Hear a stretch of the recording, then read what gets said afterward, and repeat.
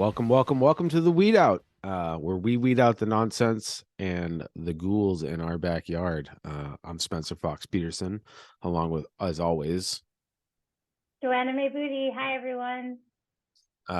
today Joanna and I have a really exciting episode. We're going to be discussing, um, having a discussion rather with a local activist organizer. His name's JR.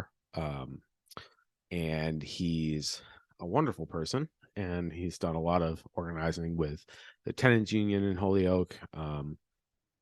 Our paths crossed on the shot spotter issue. He actually, I think we had a clip of him in our shot spotter episode 4, October 4th. So he's a veteran of speaking at Holyoke City Council. So we talk about his journey, about how he's gotten here, what his big picture thoughts are, and really give him an opportunity to platform all the great things his community is banding together to do from a worker's point of view, which is right in line here with the Weed Out. You mentioned the October 4th meeting, and I was at that time. So we did feature JR, and I was hoping that we would get to meet him. So when he showed up at the Workers' Party meeting recently that we attend in Western Mass, I was really excited, and I think I would call him a friend already, because he's just someone I'm excited for everyone to get to hear about what he's working on, how to get in touch with different collectives that he is working with or building, and just his thoughts on Holyoke, Western Mass, and like the entire. He really reached out to the entire state, so I'm really just excited to get into it. Yeah, JR has been able to bring his experiences to build bridges between community and food, something we actually really care a lot about here at the Weed Out. He's volunteered at the Holyoke Farmers Market in hopes of bringing in more Latinx people to the market, building his community, utilizing his fluency in Spanish and his, quote, boots on the ground work. He has been able to create and map out solutions to food insecurities most of Holyoke residents have. He also works as a tenants union leader, and he was with other unions works with other unions to utilize the power of the people. So, JR, thank you for sitting down and chatting with us. We really appreciate it. The Weed Out is for those that may be tuning in today for the first time. Joanne and I have a history in the food industry, from beer all the way to processing and packing meat and fish and everything in between, retail, front facing, all the things. So this is a life that means a lot to us. Food is everything. And, we have strong opinions on the right to food and right to water and right to housing. And so JR really fits in to be our first interview, official interview anyways, on the Weed Out. So we really appreciate you kind of working with us and giving us your time. It means a lot. And we greatly align and respect your point of view. So we thought we should combine our platform with your platform. And it's not just Holyoke, but it's all about community, right? So without further ado, I mean, Joanna, please take it over. And really excited to be here. Me too. Thank you so much for joining us today, JR. Like Spence said, with the background we have and the interest we have in even just activism and organizing, so great to meet a like-minded person always. And there are so many of us here in Western Mass, but again, I think it's so exciting to have you on as our first interview guest. And I guess we gave a brief summary of who you are, but I guess that if you don't mind, if you could introduce yourself a little bit and talk about how you're connected to Western Mass, because that's really our focus, and we'd love to hear about it. Yeah, absolutely. And it's an honor and a pleasure, as always, to be with comrades, colleagues, friends, family, et cetera, et cetera. And, to combine these platforms together. My name is JR, or I go by JR. John Rivera is my federal legal name, and makes it quick and easy for folks. And in the Spanish community, I go by Johnny Rivera, like the singer or el cantante. And I first started off doing this work around COVID. A lot of people got bored. They call it the Great Resignation. We got unemployment, and that kind of inspired a lot of us to figure out how do we do work within our own communities, right? How do we tie back to where we live, which is great. It's phenomenal. Of course, COVID, terrible, but dialectically, right, has its opposite. Everything has its opposite effect, and that's what that had on me. I started doing a lot of harm reduction work, which I still do to this day. Being a specialist, I know how to administer Narcan, pick up needles, do needle exchange, all these things. And I learned about the farmers market, and I volunteered there, so that, because I'd never heard that Holyoke had a farmers market. Lived here all my life. I come from, Puerto Rico, and I came over here when I was 7, and never in my life heard that we had a farmers market in Holyoke. So figured, well, how many Latinos know that there's a farmers market in Holyoke? How many working class folk really know that there's a place where that they can buy local fresh produce that's a little healthier for them and lasts longer in the fridge, as well as is better price as well for them, for their pockets. There's incentives for them, whether it's EBT, HIP, and many, many, many more incentives, depending on like the demographic. So my volunteering there, stood out to kind of pull out of the Latinx populations down to the farmers market, which worked for the next 2 years. And currently, I do a lot of work within the tenants union. That kind of like was talked about at the end of the bio. That's where kind of my new love and my new passion project lies in bringing a lot of the folks who deal with terrible maintenance, deal with the cost of rent that's way too high within the tenants union, so that we can fight for them and that we can fight for each other, because a better world is possible. We hear her on a quiet day and also loud days too. So, but I'll leave it there. Agreed. A better world is possible, and it's so wonderful to be among people who can imagine that place. And thank you for that, JR. And it leads me to how you became known to me, and I wanted to meet you, is from your political activism in Holyoke through the tenants union, and coming out and speaking at Holyoke City Council meetings. Thank you so much for using your voice. For anyone out there, I've met other awesome people that way too. And I guess, so we have our own experiences, but I would love if you'd talk about your own experiences with local politicians here in Holyoke, and just like how you deal with speaking at these meetings and things like that, to kind of give people some perspective there too. Yeah, absolutely. City council has always been, another kind of like showing up every Tuesday. It's been another kind of, I guess, great impact on my, I'd say, progress. At first, you could probably like pull up a lot of those interviews where, like I'm shaking, I'm like trembling, my voice is like, like cracking. Takes a lot of getting used to, but showing up every week to learn, and not only at city council meetings, but like ordinance committees, finance committees, public safety committees, and really understanding what these committees are that impact working class people within Holyoke, and local politics. Right. I call it kind of like organically learning the processes of internal structures of American government. And so, again, with the Great Resignation, a lot of us, that's how a lot of us really got together, was we got really bored and we just started watching city council meetings.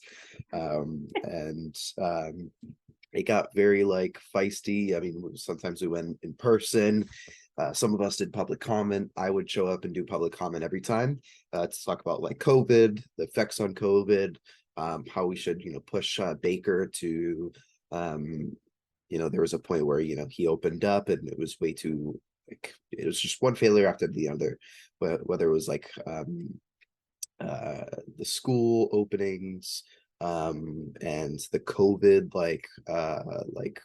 or the COVID mass restrictions on the schools, business, back to work, as well initiatives that the bakery did, and pushing city council to fight back at a higher level, which doesn't really get done so often yet. We're hoping that that'll change, when the time comes, especially with more Healy, fingers crossed. But that's another fight there. But essentially, that's kind of like where we all got together. From there, I want to say it was about 9 of us, maybe 10 of us, that got together. And, after that, we would do kind of like, very cheesily, we called ourselves like the 413 squad. And we met every Thursday, and we talked about local politics. We talked about what would we do if we're in there. Identity is important. Don't listen. Branding and identity is important. Don't play it down. No, you're right. You're right. Definitely hold it up. Yeah, absolutely. So we met, every Thursday, and we started talking about, well, what would we do if we're in there? How do we actually like also pull people in to know about these things, right? Because a lot of people don't know about these things. So a good 9 of us, 10 of us were in that group, meeting every Thursday over Zoom, and really great laughs, really great relationship building. A lot of these folks are currently in city council, right? A lot of us ran for city council, and won, right? 7 of us won seats within city council, progressives, and newcomers as well, that are malleable towards progressive change at the very least, if they're not identifying with progressive labels or anything like that, which is very unique, something that we didn't have for the last couple decades. So it was great to push through there, and I think the people who lost only lost by Guy O'Donnell lost by 17 votes in Ward 5 against Linda Bacon. So we're running folks again when the time comes. And yeah, that was essentially the flipping of the council, as what we call it, 2021. And then we figured after that, well, what's next, right? What is next for those who aren't in city council, or even are in city council? Well, we figured housing would be the right solution, or the right campaign at the very least. From there, we started doing imagination, kind of or really, would say, I don't know. We called it "Tell Us Why You Mad" circles. So if you guys ever listen to Hot 93.7, the radio segment where it's tell you why, tell us why you mad. Tell us why you mad. When our folks come in, there's about, yep, exactly. We had 50 folks coming in telling us why they're mad. The cost of rent was way too damn high. This is what everybody said. Maintenance is way too damn poor. And yeah, exactly. So that was that. And we figured, why don't we start off with a tenants union? Why don't we create one? And it took us a while to get afloat. I would say probably 4 months of long, patiently building, and as well as learning mistakes, right? So that was essentially it. And now we're super strong. Now we have our first association at Lyman Terrace, which is a historically tenant kind of organized area. So one of the very first HUD housing, I think, projects in America, from my understanding. That's what the folks over there told me. And, just for the audience, what is HUD? Just for the HUD audience. Is let's see, so that I can get this correctly. HUD is essentially public housing. It's the acronym is for housing and urban development, essentially low income. A lot of folks kind of hail this as a progressive feat, Definitely was for the 70s and 80s of the Reagan administration. Today, it keeps a lot of folks stagnant.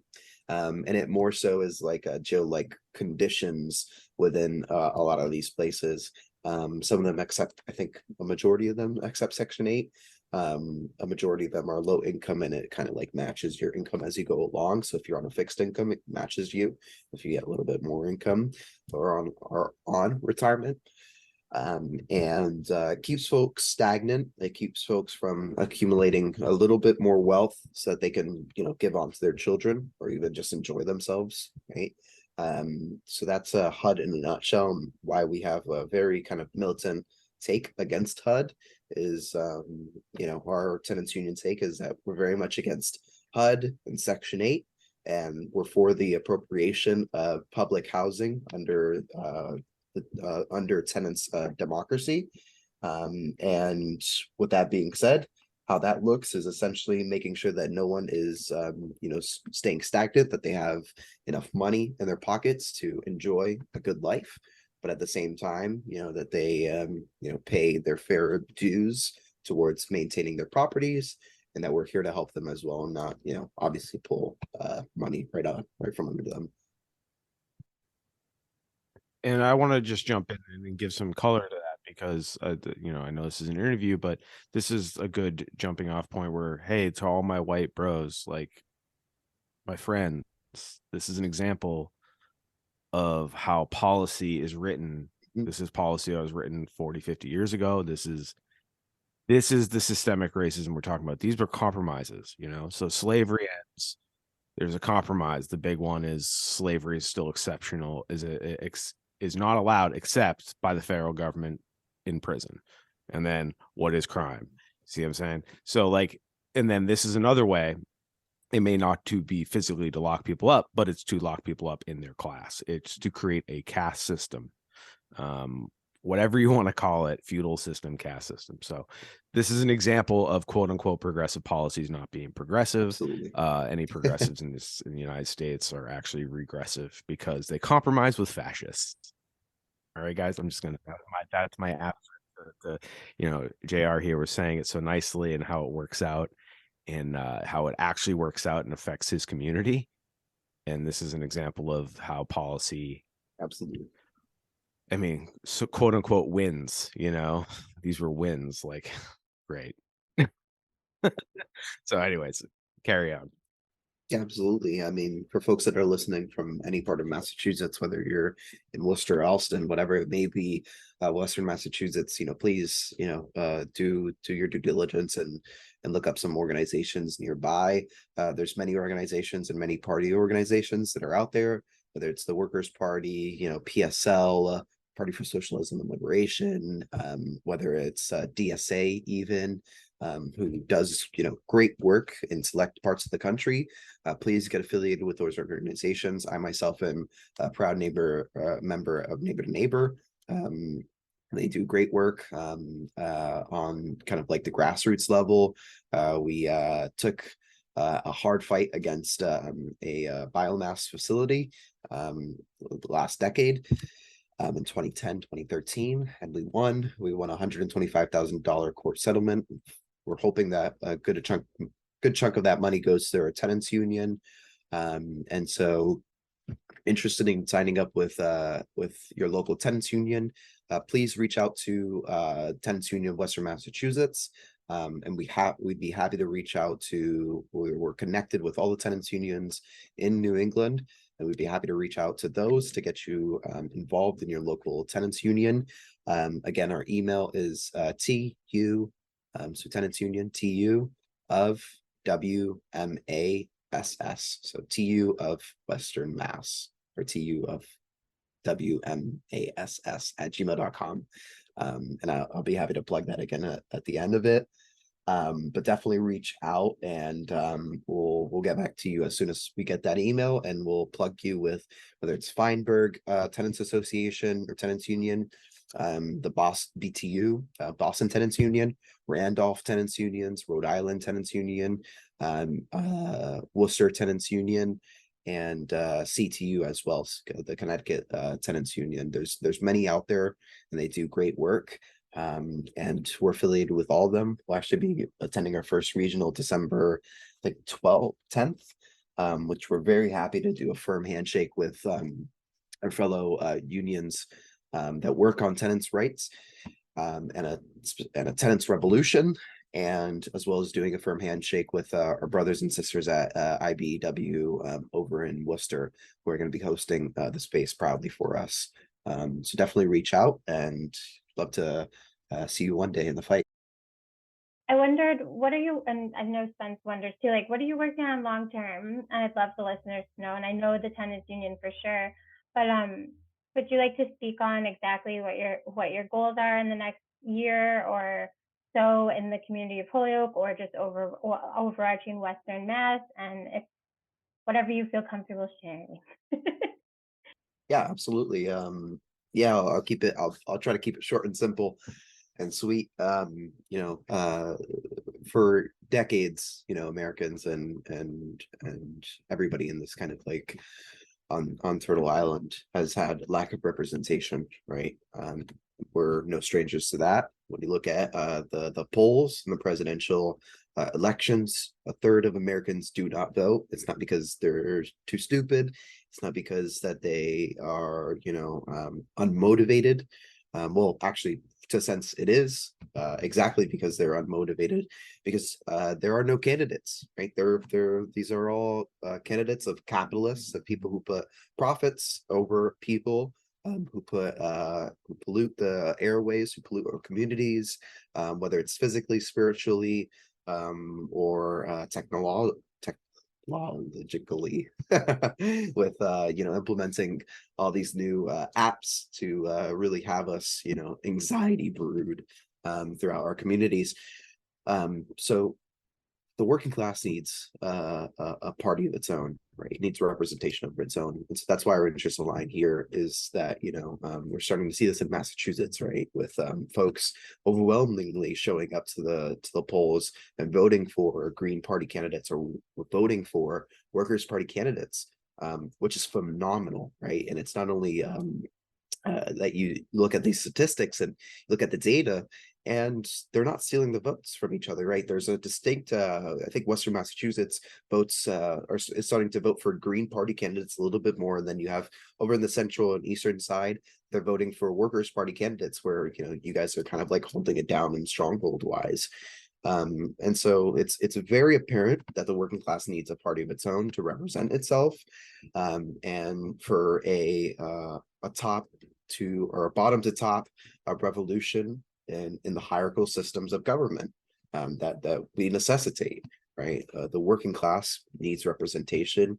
Right now, we only have democracy for those who can afford it, right? The very rich, as we like to call them, the petite bourgeoisie, right? The managerial class who have the time to put a little bit more money. Your bosses, bosses. Yeah, and it's not the workers' fault, and it's also, to some extent, it's not the boss's fault. They're also, making a living, they're making a dime, they're playing the game how they want to play it, and it's totally understandable. That's the system that we're in. But we seek for, within our tenants union as well, is for, a complete hierarchical revolution, whether it's in the tenants, whether it's in our government, whether it's in our own unions, right? Because we know that we're no strangers to bureaucracy within our own struggles as well. Thank you for your time today, and all the stuff that I hope I'll even be working alongside you with in the future. You're so right about the pandemic and how people, I don't even know if it was we got bored in some ways, and I'm not saying that you're wrong there. I love how you put that. In some ways, I feel like we had time to actually process what was happening to all of us through you know what I'm saying? And so I guess it was boredom allowing us to do that, but I feel like we had time to process what was going on, and the things that are happening in the last 3 years, although like you said, the pandemic is terrible, the things that are happening, especially locally, between all of the counties in Western Mass, and all of Massachusetts in general, shout out. Yes, there are things we could look at and they would really make us upset, but there are so many things that are there to be thankful for, And when we look at the voting of city councils, where, like you said, or even in my town, we had the same type of thing, where votes are so close, like change is coming. It's already come to some towns. Winter is coming, I have to say to some people, because I know they're going to, people who would call us snowflakes, winter is coming. And it's change that I think will help every community. All of us here are hopeful and want to help our community. Anything we're saying is so that we can uplift everyone, workers and otherwise, to a better place in our society. And again, JR, just thank you so much for sharing what you've shared today. And I'm sure we'll have you back on, because I'm going to end up having more questions for you, I'm sure. Absolutely. The pleasure is always there. And again, this is a great opportunity to not only indulge with my fellow comrades, but also with the folks and the listeners all throughout Massachusetts that, necessitate their representation, right? They're suffocating and they necessitate air, at this point, because they're looking for a way out. And all they see is this mumbo jumbo from Fox News and CNN and NBC that doesn't really represent them. It talks about celebrity gossip, all this, BS that seeks to confuse us all. But they're looking for a way out. And I'm glad that you brought that up, that it's absolutely 150% true. That boredom allowed us to really look around us and be like, whoa, this is how the system works. This is insane. Oh my God. Our oppressors, our bosses, our city councilors, our mayor really also doesn't know what's going on and just thinks that like we should that the things that they're doing are good. I don't know. What can we do about it, right? And so we found that out. With the proof is in the pudding that we can do something about it, and everybody has a role, right, in our movement. Whether you are a front of the house server, or you are a person who is on a radio station, or a person that's a janitor, or whatever it may be, or you're a tenant that's on Social Security on a fixed income that takes care of their grandchildren. Everybody has a role within our movement, and we seek to have you in your place comfortably. And if you want to rotate, we'd love for you to indulge in another role, and we're here for you, right? That's what the people at the Workers' Party do. That's where our tenants union. That's what we do in our tenants union.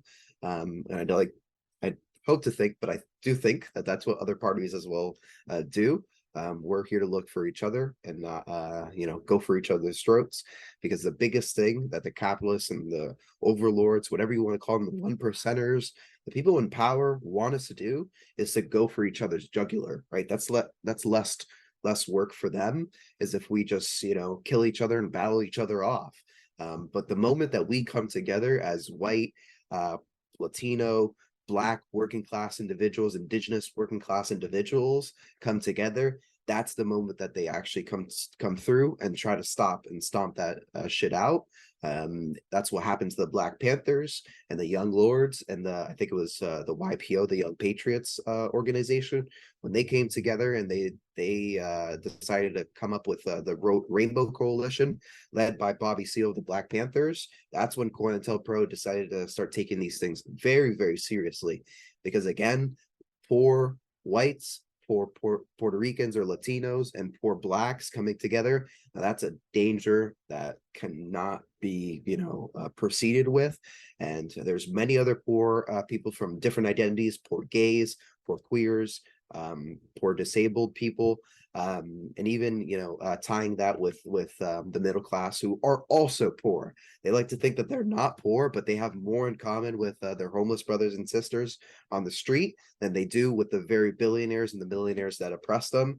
When you really think about it, you make $80,000 a year. How close will you really get to being a millionaire within your lifetime? And how close will you be to being homeless on the streets when another crisis of capitalism comes about, like COVID, right? Like the situation in the East, like the war in Ukraine, that both sides are very obviously playing into. That's impacting us all, with inflation going on that seems to be going up and up, and wages seem to be going lower and lower or stagnating through the roof, and the housing crisis just gets worse and worse. You obviously have more in common with those homeless people living on the streets. So to all my middle class friends, to all my even higher than middle class, if they like to think themselves of that, my managerial class, align yourselves with the workers, align yourselves with the poor, because that is powerful and you will be there someday, no doubt. We want to protect each other. We want to make sure that we're all protected under these crises of capitalism, and to really turn the system up on its head when it comes down to it. Absolutely. And thank you for giving our listeners that hope that if you're out there and you're feeling this way, you are not alone. You have neighbors who are here and want to work with you in any way that you're capable. If you're only able to be online because you're disabled, that's a possibility. You still can work with these groups and organize and help. It's giving me hope. Remember, to all my white friends, that there's a popular saying that skin folk ain't kinfolk, right? Jeff Bezos doesn't give any single flying shit about you. Elon Musk doesn't care about you. The millionaires, the multimillionaires do not care about you. The white landlords do not care about you. Your white over bosses, CEOs of your company, do not care about you.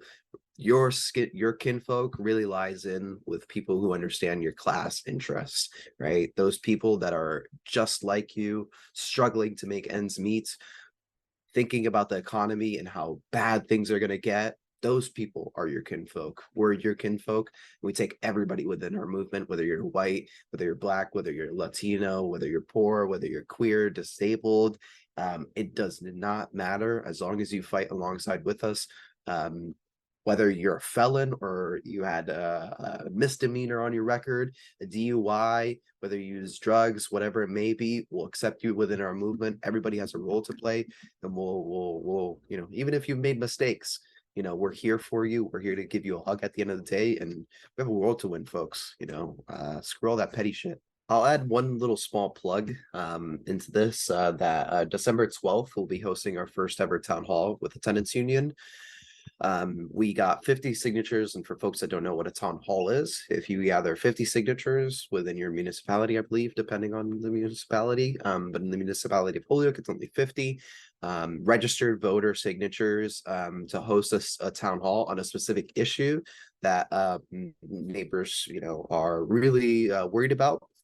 You can host a town hall. And a lot of our tenants came together to push forward this town hall to be created. So we gathered a bunch of signatures, and we'll be hosting it December 12th at City Hall at 6:30 p.m. It's going to be on the basis of housing and our Bill of Rights.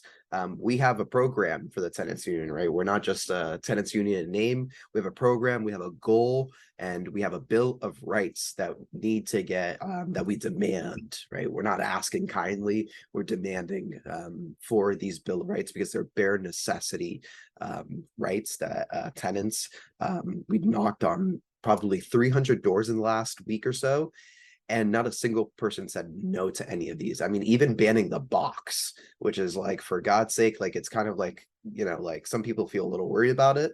When you explain them, like, no, every criminal who has done their time deserves housing when they get out. And they're like, absolutely, they do, no matter what the crime is. And some people will be like, maybe felons, depending on the crime. And we're like, no, we think all do. We'll worry about taking care of our community afterwards. So come over to that town hall meeting. If you can make it in person, even better. Wear a mask, please.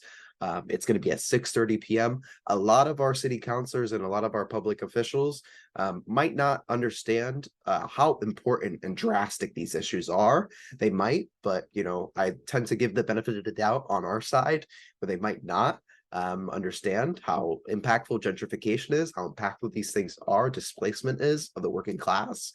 And we really want to pull full force. We want to have a goal of 100 people bombarding City Hall and packing that goddamn room and talking about these Bill of Rights. Number one, core, the cost of rent equation, that rent is no more than 25% of your income.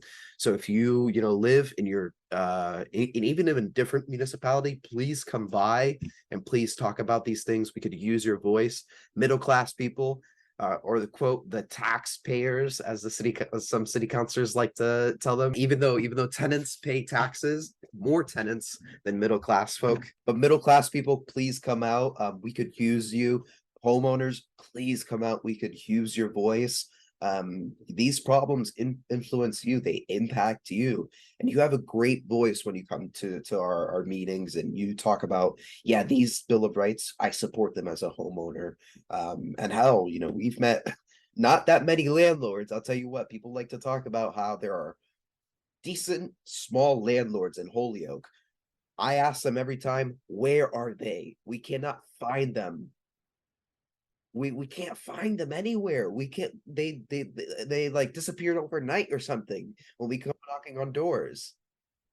Like, we met maybe two, I think two landlords, and that's it. And one of them was very kind. One of them was like, I absolutely support the tenants union. Actually, can I be a part of the tenants union? I'm struggling with mortgage. I pay rent like or I rent like above like he gets like $100 per month, and that goes like right to mortgage. And so he wants to be a part of the like, again, name one local landlord. You cannot find them when you knock on these doors. They all live in Boston. But if you do, rent out housing, and if you do think that these things are impactful towards you, please align yourselves with us. Don't go too much on a tangent about how, these things impact you, because this is our space. And respectfully, you do have your own spaces that you can come in and discuss about how economy impacts your landlordism. But please come in and support us. We could really use your voice. Again, that's December 12th at 6:30 p.m. And there will be an email on this podcast. If you don't come in, please send in your statement. If you want to put out a statement on how housing impacts you, how rent impacts you, how maintenance impacts you, we'd love to hear it, and we'd love to speak for you. We're not only here to pull you guys into the picture, but also to raise your voices into this bigger scheme of things.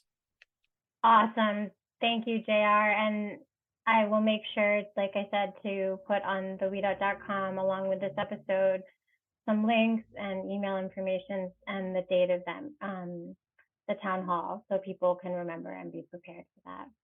And just thank you so much for your time today. It was awesome. It's a pleasure. It's an honor, truly. You guys do astounding work, and again, like, it's only a matter of time before the representation of the working class is not only demanded, but it's there, right? And I think the Workers' Party really serves as that purpose out here in Massachusetts and even other states. And if you don't have a Workers' Party, build one. I know it's harder than being said, but connect with your party members, connect with your parties, and build build the way forward, because we've only got each other in this world.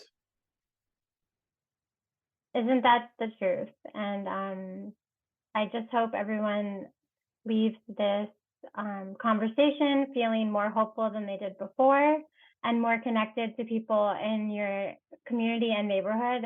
We're your neighbors, we're your friends, we're your family. And please reach out so that we can get to know you and work with you on important issues in our community. So I'd like to say that I really enjoyed that conversation. And JR has some excellent points. And again, call to action to the people listening. I had a couple in there, but the town hall coming up on December 12th. Please show your support. Read up on it.